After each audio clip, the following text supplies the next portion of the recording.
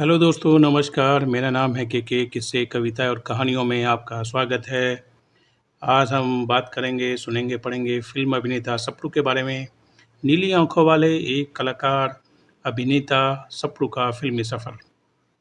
DK Sapru यानी कि दया किशन सप्रू या फ़िल्मी नाम सप्रू बीते ज़माने के एक प्रतिभाशाली, सुंदर और नीली आँखों वाले कश्मीरी व्यक्ति, एक जाने-माने हिंदी फ़िल्मों के, बॉलीवुड के मशहूर अभिनेता हैं, चरित्र अभिनेता हैं। हमने किसी न किसी फ़िल्म में उनको अवश्य ज़रूर देखा होगा।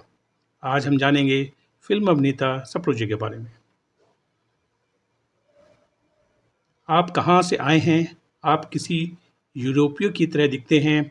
कृपया बैठिए, मुझे आपसे बात करनी है। यह वही बात है जो वी शांताराम ने 1944 में उस युवा लड़के से कही थी जो जालंधर में प्रभास स्टूडियोज़ पूना आया था। जो जालंधर से प्रभास स्टूडियो पूना आया था, उस समय शांताराम, बाबूराव पटेल और शेख फ़तेहलाल प्रभास स्टूडियो के साझेदार कंपनी के साझेदार थे।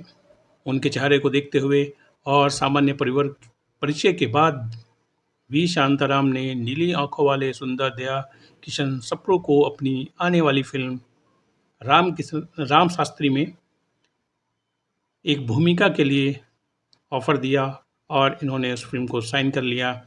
उनके द्वारा निभाए गए पेशवा के किरदार को बहुत सराहा गया और फ़िल्म एक बड़ी सुपरहिट साबित हुई।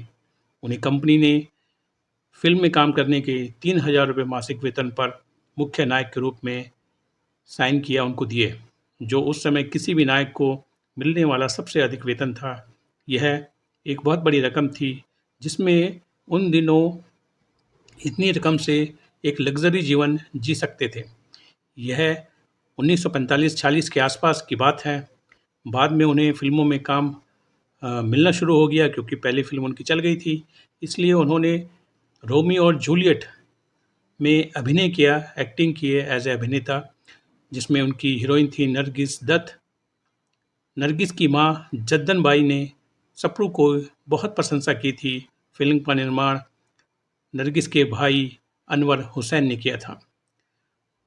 उसके बाद उनको फ़िल्में मिलनी शुरू हो गई और उन्होंने फ़िल्मों में काम करना शुरू कर दिया। उनकी और बहुत सारी फ़िल्में थी, जिनका नाम है झांसी की रानी, काला पानी, हम हिंदुस्तानी, साहब बीबी और गुलाम, मुझे जीने दो, लीडर और शहीद। साहब बीबी और गुलाम में मजलिस सरकार यानी कि चौधरी के रूप में उनकी भूमिका कौन याद नहीं रखता है। गज़ब की भूमिका थी। फिर फ़िल्म आई मुझे जीने दो में एक जमींदार के रूप में वे बहुत ही लोकप्रिय हुए। यह फ़िल्म सुनील दत्त और वहीदा रहमान द्वारा भूमिका निभाई गई थी इसमें। हमने उन्हें नया दौर, प्रेम पुजारी, ज्वेल थीप, क्रोधी, कुदरत, धर्मवीर, ड्रीम गर्ल, जंजीर, पाकीज़ा और ऐसी बहुत सारी कई फ़िल्मों में कुछ बेहतरीन भूमिकाओं में उनको देखा है। यह वह दौर था जब कहानीकार कहानी स्क्रिप्ट में उनके लिए एक चरित्र बनाते थे। उनके बाद की अधिकांश फ़िल्मों में उन्हें या तो जमींदार की भूमिका मिलती थी या पुलिस कमिश्नर की या बहुत बड़े जज की भूमिकाओं के रूप में उनको देखा गया है। उन्होंने कुल 350 से ज़्यादा फ़िल्मों में काम किया है और इनमें से 50 से ज़्यादा फ़िल्मों में उन्होंने मुख्य भूमिका निभाई हैं। उन्होंने कुछ गुजराती और पंजाबी फ़िल्मों में भी काम किया है। आइए बात करते हैं उनके जीवन के बारे में। दया किशन सप्रू, पिता महाराज किशन सप्रू और फ़िल्मी नाम सप्रू एक संपन्न कश्मीरी परिवार से थे। उनके पिता महाराजा के यहाँ खजाने में नौकरी किया करते थे। उस कारण परिवार को जम्मू और लाहौर सर्दियों के समय के दौरान वहाँ आना-जाना पड़ता था। दया कृष्ण का जन्म 16 मार्च 1916 को जम्मू में ही हुआ था और उनकी प्रारंभिक शिक्षा यहीं हुई और जम्मू और लाहौर में पंजाबी भाषा में वो निपुण होने के साथ-साथ वे हिंदी, उर्दू, अंग्रेजी में भी बहुत अच्छा ज्ञान और निपुण थे। बचपन से ही उन्हें संगीत और गायन का बहुत शौक था और आसानी से वो हारमोनियम तो बजा सकते थे। पुणे जाने से पहले डीके के नाम से वे अपने अनेक मित्रों के बीच जाने जाते थे। कुछ समय तक जालंधर कैंट में वो रहे, जहाँ उन्होंने एक ठेकेदार के यहाँ नौकरी की। उनके 4 भाई और 2 बहनें थीं और डीके इस संयुक्त परिवार में चौथे बच्चे थे।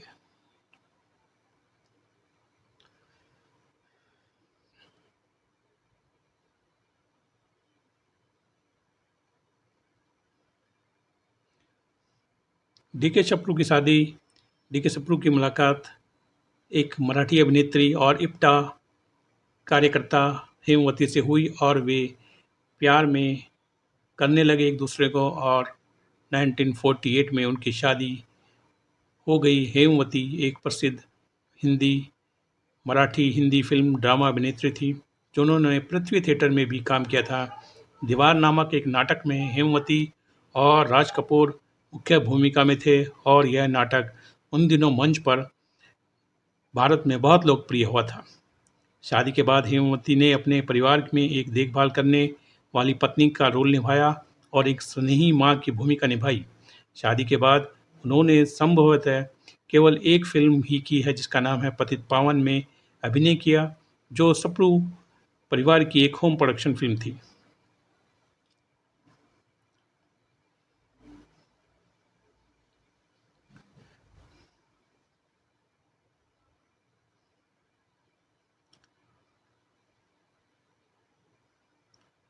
डीके सप्रू के बच्चे भी सब फिल्मों में काम करते हैं। उनकी बड़ी बेटी रीमा एक मशहूर स्क्रिप्ट राइटर है, जबकि दूसरी बेटी प्रीति एक सफल पंजाबी अभिनेत्री हैं, जबकि उनका बेटा तेज बहादुर एक बहुत ही मशहूर फ़िल्म एक्टर है और टीवी एक्टर है।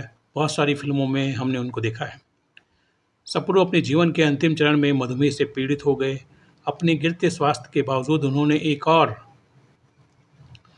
फ़िल्म जिसका नाम था जीवन चलने का नाम बनाने का अंतिम प्रयास करने का फ़ैसला किया, पर वो सफल नहीं हुए और यह फ़िल्म बंद हो गई, यह प्रोजेक्ट बंद हो गया। उन्होंने एक फ़िल्म बहादुर शाह ज़फ़र भी बनाई थी, लेकिन वो भी नहीं चली और कर्ज़ में डूब गए थे।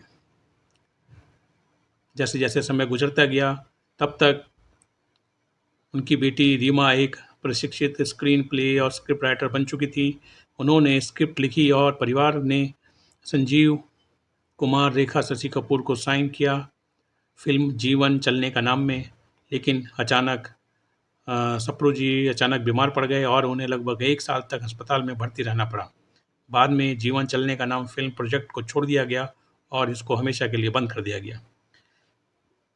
उन्होंने इससे सीख लिया कि और उसके बाद कोई फ़िल्म उन्होंने नहीं बनाई। डीके के कंधे में एक घातक वृद्धि के लिए उनका एक ऑपरेशन भी किया गया था और अंततः 20 अक्टूबर 1979 को 63 वर्ष की आयु में दिल का दौरा पड़ने से मुंबई में उनकी मृत्यु हो गई थी। सप्रू एक भारतीय अभिनेता थे, बॉलीवुड अभिनेता थे, जो हिंदी सिनेमा में विभिन्न प्रकार की चित्र भूमिकाओं के लिए मशहूर थे, जाने जाते थे। विशेष रूप से अपराध थ्रिलर फिल्मों में खलनायक की भूमिका के लिए मशहूर थे, न्यायाधीश की भूमिका के लिए मशहूर थे, चरित्र भूमिकाएँ के लिए भी वो मशहूर थे, कहीं जमींदार, कहीं पुलिस कमिश्नर, कहीं जज। वह 1950 से लेकर 1970 के दशक में उनका फ़िल्मों में बहुत ही सक्रिय प्रदर्शन रहा। वो उस समय टॉप पर थे, जिनमें उनकी फ़िल्में साहब बीवी और गुलाम, हीर रांझा, पाकीज़ा, काला पानी, दूज का चाँद, तेरे मेरे सपने, हमजोली, ज्वेल थीप और दीवार शामिल है। दीवार अमिताभ बच्चन की फ़िल्म उस समय की सबसे मशहूर फ़िल्म थी।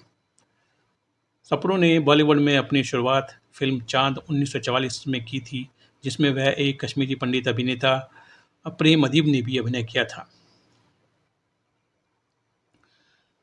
1970 के दशक की शुरुआत में सप्रू अपराध थ्रिलर में खलनायक के रूप में बहुत ही मशहूर हो गए थे और एक प्रमुखता से उभरे थे, लेकिन मुंबई में दिल का दौरा पड़ने से उनकी मृत्यु हो गई।